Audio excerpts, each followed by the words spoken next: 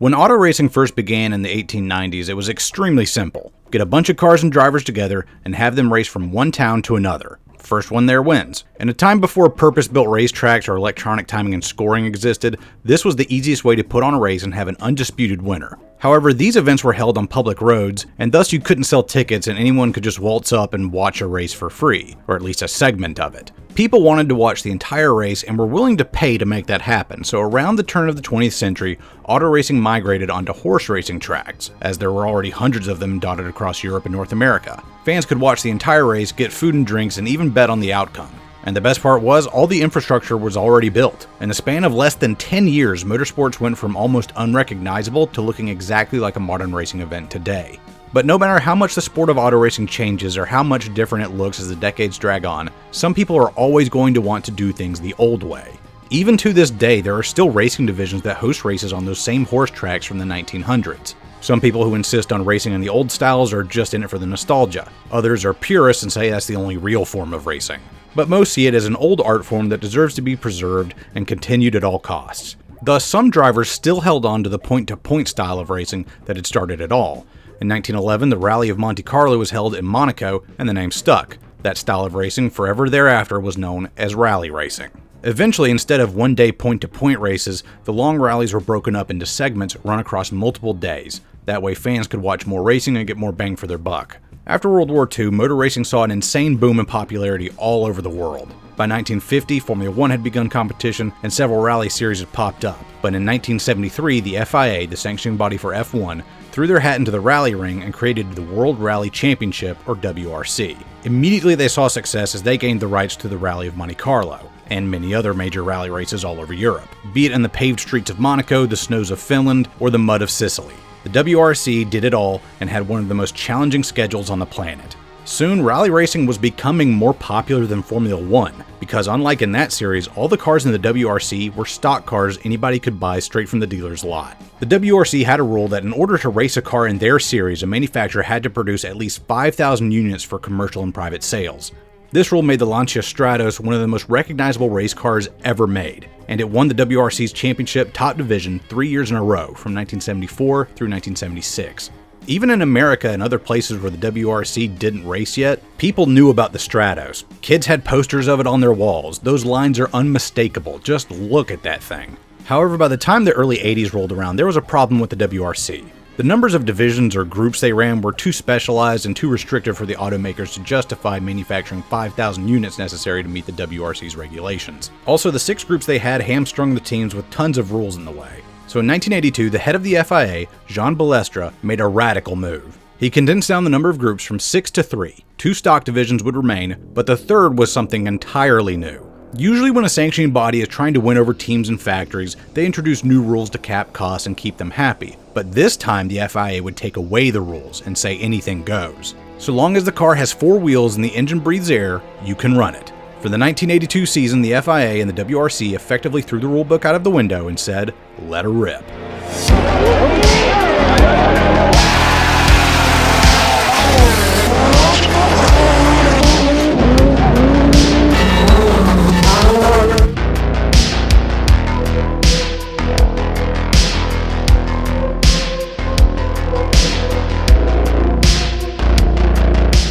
Group B, as it came to be known, was pretty much the Wild West of auto racing, only really matched by the insane northeastern supermodified scene back in the United States. Instead of 5,000 units needing to be produced, it was lowered down to 200, and if you changed something on your car from one year to the next, you only needed to make 20 more. A laughably low limit. There were no restrictions on horsepower, turbo and superchargers were given the go-ahead, and you could run any engine you wanted. And even the dimensions of the cars were not mandated, meaning that you could watch a rear-engine Porsche 959 compete directly against a front-engine Soviet-built Lada. Yeah, the commie car. Group B was completely insane, and I love it. And the manufacturers put their money where their mouth was by putting forth some of the most monstrous cars to ever grace a race course. They started throwing money at their Group B programs and let their engineers go hog wild. Lancia were here to take their crown back yet again with their Rally 037. the spiritual successor to the Stratos. It had a 2-liter rear-mounted 4-cylinder engine that produced 265 horsepower. That doesn't sound like much, but with one of the few rules being a 960 kilogram minimum vehicle weight, about 2,100 pounds, that meant the 037 could absolutely fly through the streets. Lancia would claim the manufacturer's title in 1983, and they had yet another classic car to their name. The 037 in the Martini colors would become as iconic as any race car could ever hope to be. But their main rival in the 1980s was unquestionably Audi and their Quattro series of cars. The fact that the word Quattro rung a bell for you tells you how influential this series was in its heyday. Audi had won the title in 1982 with a nifty idea: 4-wheel drive. The car was a front-engine design and looked fairly normal, but it had a turbocharged inline 5-cylinder motor, and the 4-wheel drive meant that all 4 wheels could put down the 340 horsepower it produced. It was significantly over the minimum weight, being just a touch under 2,500 pounds, but that much power combined with a way to actually get it on the ground effectively meant that Lancia had serious competition. 4-wheel drive for rally was largely seen as a novelty before Group B, as it was just too unreliable and broke easily. But Audi had apparently found the secret sauce and changed the game forever. They also started an arms race by constantly updating the Quattro. They started off with the Quattro A1 in 1983, but next they debuted the Sport Quattro S1. This was a big step up in 2 ways. First, it produced 100 more horsepower than the A1, despite using basically the same engine layout. And second, it really delved deep into the ever-evolving world of aerodynamics. Aero had been something that race teams all over the world had been fiddling with since the 1950s, but cars at the time simply did not go fast enough to make it worth spending that kind of money on R&D.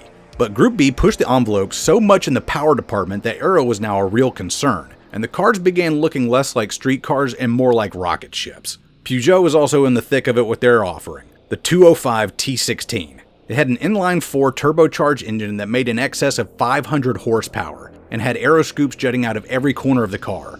And despite it having that big front engine compartment, that's not actually where the engine is. It's in the middle for better weight distribution, because this is Group B and you can just do that sort of thing. It won the manufacturer's title in 1985 and 1986 with Timo Salonen at the helm.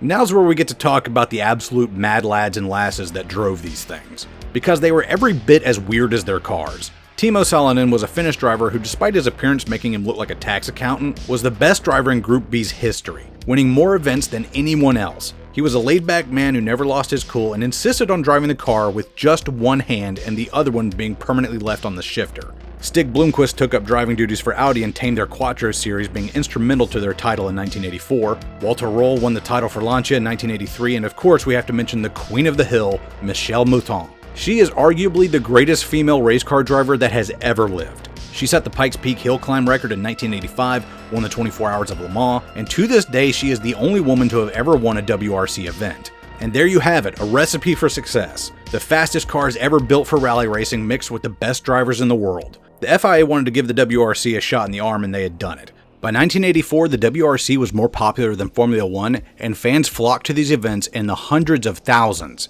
Sometimes as many as 400,000 people would buy tickets to see these cars and drivers in action. There were very few, if any, crowd control measures in place for Group B events, and those 400,000 people gotta go somewhere. So people would crowd the racing lines and even stand on the track itself just waiting to get the perfect vantage point to see these race cars do their thing. Some of these videos are just jaw-dropping to watch. It's like the automotive equivalent of the running of the bulls. I don't even know how the drivers or their co-drivers managed to see the road ahead of them. Mechanics and crew reported that after a segment had been completed, they would find bits of clothing and hair stuck in the grille and wings of their cars, body panels splattered with blood, and even fingers wedged into the air ducts. Group B was absolute mania. The coolest race cars, the best drivers, the most rabid fans on earth, everything had worked out for the WRC and the FIA beyond their wildest imaginations. What could possibly go wrong?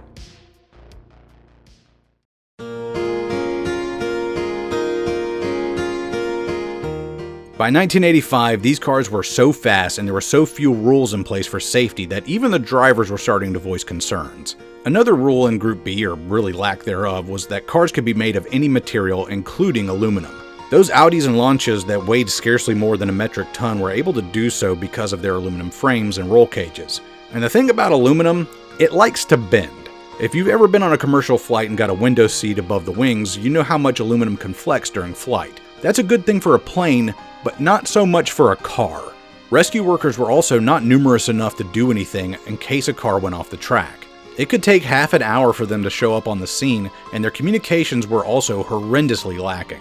Oftentimes, the only way they found out that a driver had wrecked was when another driver drove past, finished their segment, got out of the car, and reported the smoke they had seen to an official.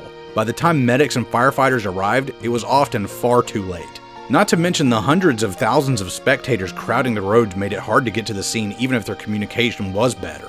On May 2, 1985, at the Corsica rally, a Lancia 037, piloted by Attilio Bottega, went off and slammed into a tree. His co-driver was okay, but when medics arrived 20 minutes later, they found the co-driver Mauricio limping out of the woods and Bottega dead still inside of the car. The drivers petitioned the FIA to do something, but they determined that at the speed the car was going, nothing would have prevented Attilio's death. It was more or less hand-waved away as a freak accident. Racing is inherently dangerous, that's true, but the FIA's investigation left drivers with little peace of mind. But later in the year during the Argentinian rally, Ari Vatanen crashed in a scary rollover. He broke both legs and a few ribs, one of which punctured his lung. He and his co-driver survived, but they both vowed to never race in Group B again. The cars were becoming so fast with so much power that one driver said the cars moved faster than he could react. It was more or less driving on instinct, right on the razor's edge of what was humanly possible. So going into 1986, the FIA finally budged and outlawed aluminum roll cages and set limits on aero devices like wings and spoilers, in hopes of slowing the cars down. But everything else remained the same, no limits on power and no crowd control measures, because coming in 1987 was the new Group S division, Group B's replacement. Here there would be virtually no rules. Manufacturers only needed to make 10 road cars to reach the production limit, and the automakers were already developing their new round of supercars. In March 1986, the Portugal Rally was held, and the country had already become a hotbed for gearheads of all stripes, and now Group B would get their shot at glory in the country. People flooded the streets, and the first incident of the rally occurred when a cameraman was basically pushed into the line of fire, and Timo Salonen damn near ripped the man's hand off with his car and completely destroyed the $3,000 camera. The next accident would not be so lax. Joaquim Santos, a native Portuguese driver, started off in his Ford RS200. Wanting to see the hometown guy rip through the streets, people crowded more and more onto the course. At one point, a spectator jumped out onto the track and Santos swerved to miss him.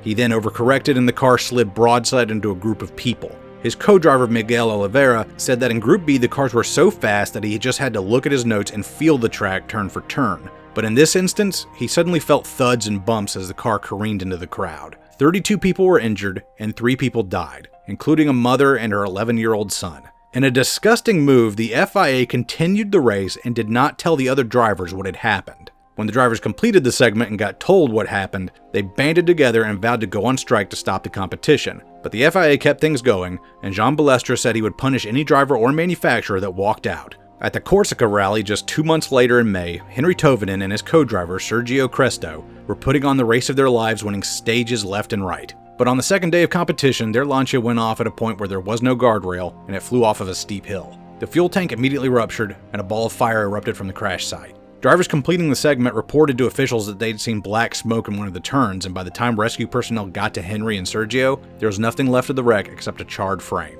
Now in action was borderline criminal, and after international pressure from drivers, manufacturers, and governments, Group B was immediately banned from competition and never got to see the light of day again, and its successor, Group S, was scrapped entirely.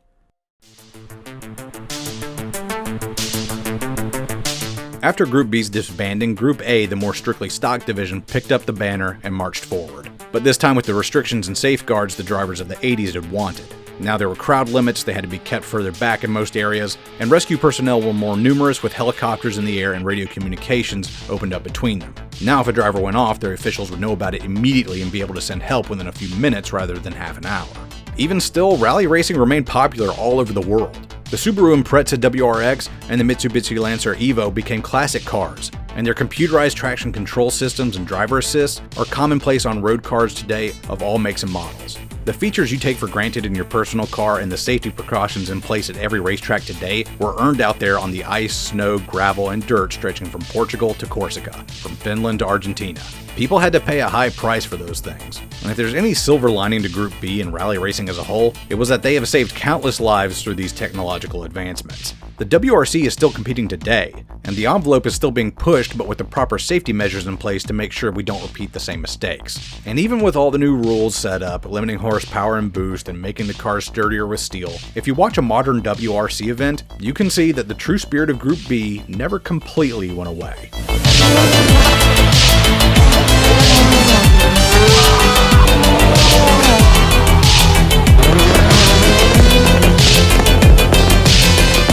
Today the cars have a lot less horsepower, but they're actually faster than their Group B brothers if you can believe it. And with modern seats and belts, they're safer than ever. There's never been a better time to be a rally fan with cameras broadcasting every angle of every stage.